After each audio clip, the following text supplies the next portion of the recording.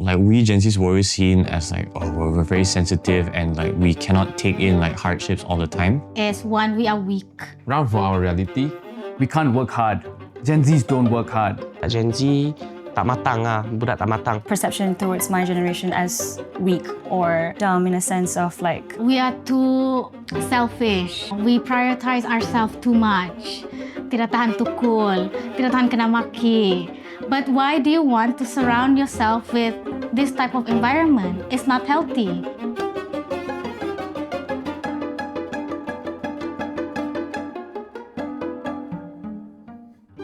Hi, my name is Yuki. Hi, my name is Vignesh. Hi everyone, my name is Lion Chong. My name is Shumaila. My name is Rajat Lamiskanda. I'm Sarah Andre Rajan. Nama saya Ikin Ki Charles.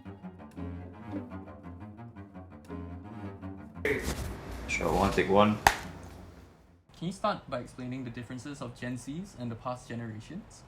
Baby boomer is the generation that was born like after World War II. There's a baby boom. A lot of people were born, so therefore baby boomer lah. For Gen X is after baby boomer, that generation, people are starting to get educated. They tend to go out. They find a good job. Then they can afford to buy their house. Then their next generation is the millennials. They are privy to all this new information, new technological advancement, but things are starting to be hard for them actually in life. Like where they are trying to like replicate the model from their parents or from their grandparents, where you work hard, you can like have a relatively good life. But that model doesn't really work on them anymore. I feel like the generations before us have very high expectations because we're the next generation to take over this world. The previous generation puts in a system that works for them, and they try to implement the same system on upcoming generations. Doctor, lawyer, engineer, or accountant, or all these professional jobs, and you'll be stable. I did law. So many of my lawyer friends are leaving the field. You know, they're not making enough money. You know, back then it used to be glamorized. Oh, lawyers make so much money. He's driving a Mercedes. Wow, he's got a BMW. He's buying an apartment at this age. But nowadays, you look at a lawyer. They're driving the same thing. They're driving an Axia. They're driving a Myvi. Most of them can't even afford a house. What's the glamour anymore?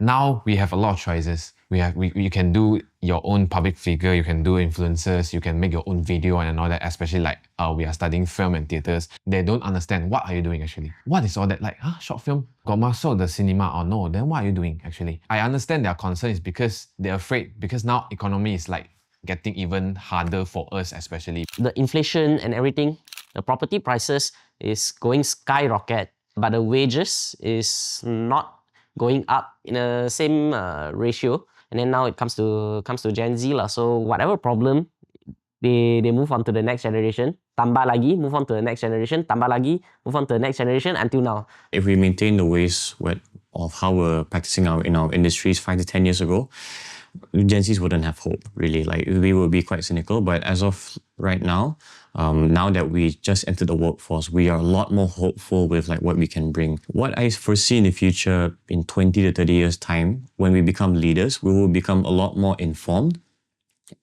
through the use of social media. You know, social media is very good. You know, it's good for spreading information. It's good for connecting. It's good. It's beneficial in a lot of ways, you know.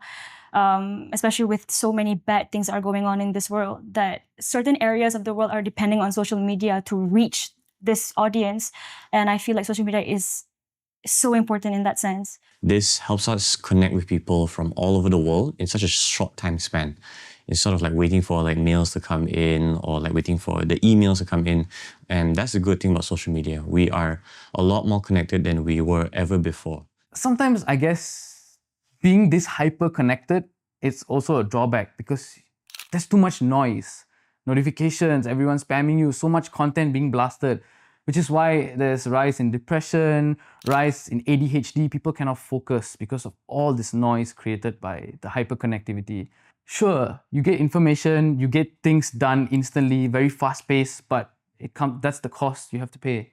Our generation has to pay.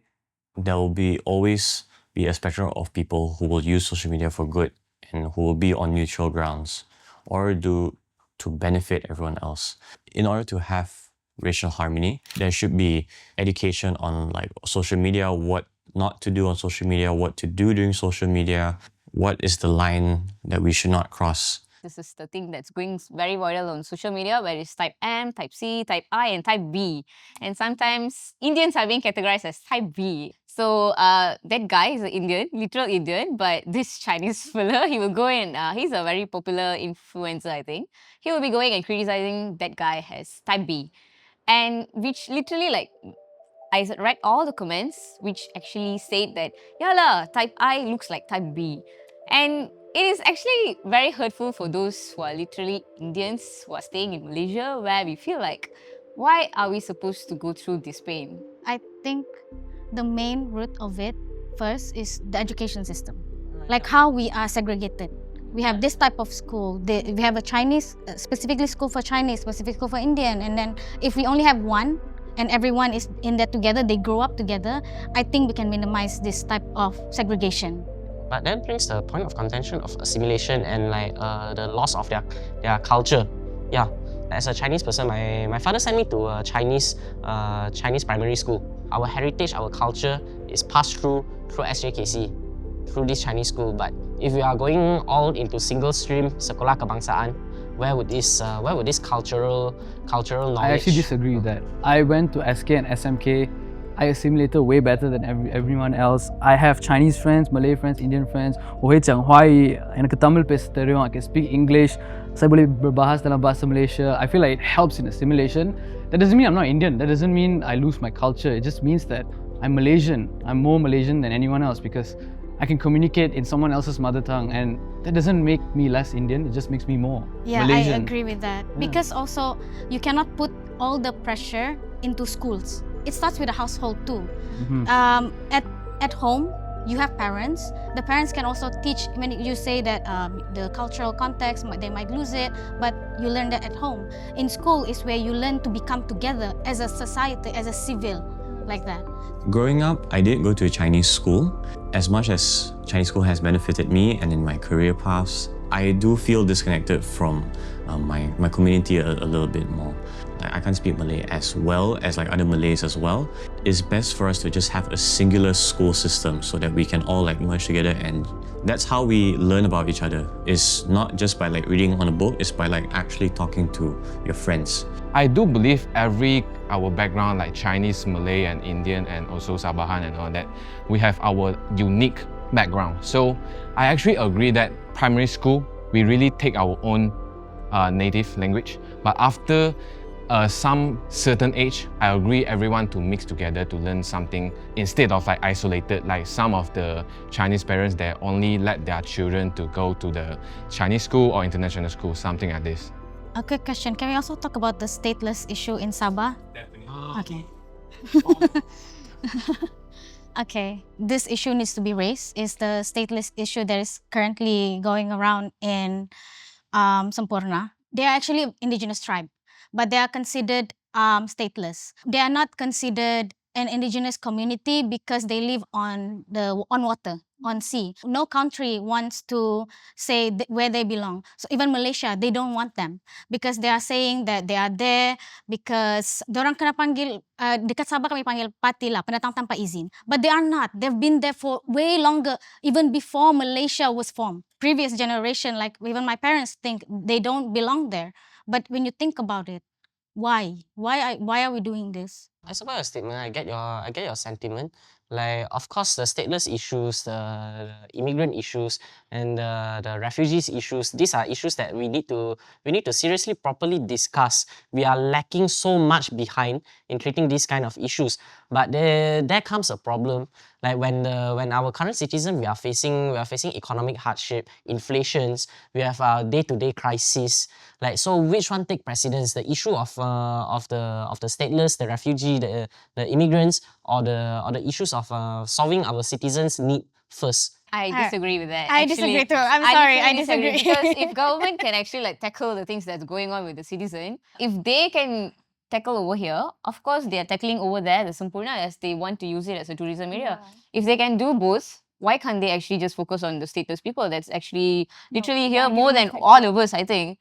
It's the humanity which has to play a bigger role, that the decency that you actually mentioned. What they're currently going through is as simple as their house are being demolished. Where do they go? You cannot put like, oh, this is a third priority because this comes first. No, it's decent human being. We cannot simply just say, oh, we think about that later. So I disagree with that. You said we as Malaysians prioritize economy, right? Who do you think is making our economy better? Who do you think is building our economy? You think local Indian guys want to work at a mama making you roti canai? You think local Malays, local Chinese, local Indians want to build up houses for you? Who's doing all this? Migrant workers. Why shouldn't they have some safeguard when they're building this nation for us to live comfortably? I agree with you that migrant workers they should receive social benefits, social welfare, like social safety net, like KWSP, like so they need to be protected because they are contributing to our society. But like from a Malaysian standpoint, I still believe that we need to solve our domestic issue first. Not to say that we should not tackle these issues, but to solve what we have on hand first, one step at a time. Because these issues eventually will have to be dealt with in the end. It's just that what comes first. Yuki, one step at a time, one step at a time. How long is it going to take? Of These course, people lost their houses. They're seeing their houses getting burned down right in front of their eyes. yes, and the government should be condemned for doing such actions. Of course, we want to give them citizenship, but there's proper channels, proper ways to apply for it. The proper ways don't work. If the proper ways work, there's no reason these people would bring in immigrants illegally. If there were proper legal channels, there wouldn't be a problem. So that's no why one we would need be to have a incentivized to bring these people in. proper channel, proper way, make it work. The proper channel, make So it work. that's the thing. How do we make it work? Reduce the bureaucracy. I think in the bureaucracy. end, it's like circle. Yes, exactly. It's an endless loop. We need accountable government that can actually do work for for God. For don't know how many years these issues have been going on, persistent. Every time election, they'll say we'll empower the stateless community. We'll help them get their IC. But when they are in power, what are they doing? I think this is the first step. Talking about the issue. Yes. And making other people talk about the issue. Because now the stigma is so deeply entrenched in society. If they're open to change, if they're open to listen to the youth, and like that is a wonderful thing, and that could be beneficial. But they tend not to do that. So so what happens is like the younger generations tend to get alienated. Some of the politics, some news in the parliament or all that, they are fighting gado and all that. I lie also because I just want to know like what happened. But for maybe others, we really don't care is because we have no idea, we don't have the concept of what the importance of the politics in our life. To be very honest, as I'm already in the field, I can see that it is messy. At the end of the day, your goal should be making a better country, a more sustainable economic system, healthcare, education for the next generation. But the battle is still among them. When my generation is running the country, hopefully in the next decade or so, I like to think that we have seen enough that's going on in this current state of our country. They are fighting for their seats instead of fighting for the people. And if we are stepping up to become a Menteri maybe in future, if it's destined to be, if it's me, I'm going to be the change. Hopefully things will change for the better. I mean, in comparison to other generations, I think we are the one fighting hardest to break away from the chain of trauma from previous generations and really make a sizable change for the community. But there still will be influences from the previous generation. So there'll be some individuals in Gen Z who are more influenced by the previous generation who would want to stick to that, who don't want to change anything, who don't see a problem. But those of us who struggle will definitely look to make a change. Despite everything that's going on, I feel like there has been some change. Yeah, and I feel like even though it's not major, but the small steps, of people accepting, of people being able to talk about, certain taboo topics, even though they shouldn't be taboo, So I feel like we have grown better in this generation. I feel like we are able to be more vocal about it. Risks is not a very big issue when it comes to our generation. So hopefully in the next few coming years, I think all of us can say that we like to be hopeful that it will get better. Because we can see the change now, a little bit. Who knows in the future? There's really no place like Malaysia, where can you see, so many different races together, there's nowhere else like Malaysia. Like, to me, Malaysia is home. It's the only place I can come back. I can speak so many different languages to so many different friends. I don't have to stick to one language, I can just be myself. As Gen Z, I'm hopeful that things will get better. That's what I'm trying to make a change as well, so.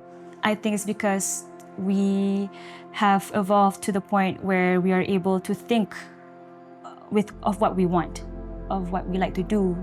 My generation especially have gone to the point where we are able to voice out our opinions and what we are not okay with. This requires some sort of change, and I don't think that it's a bad thing. And when it comes to Gen Z, we don't mind taking brighter and riskier steps, I think, because we are raised that way, I think. We haven't seen a Gen Z member of parliament in Malaysia. Why are we only limiting ourselves to this kind of roles? Why can't we be politicians, policymakers? I've seen Gen Z candidates, but they have not been elected.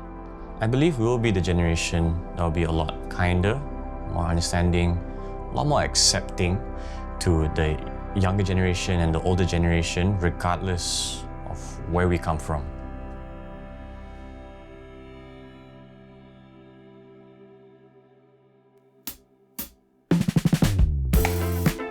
Hello everyone, I'm Sarah and oh, no, not yet. I feel like it's good. Will I get cancelled? Okay. Okay. Okay, sorry, I have the last job. Okay. Okay. Alright, thank you. Thank you, everyone. See you.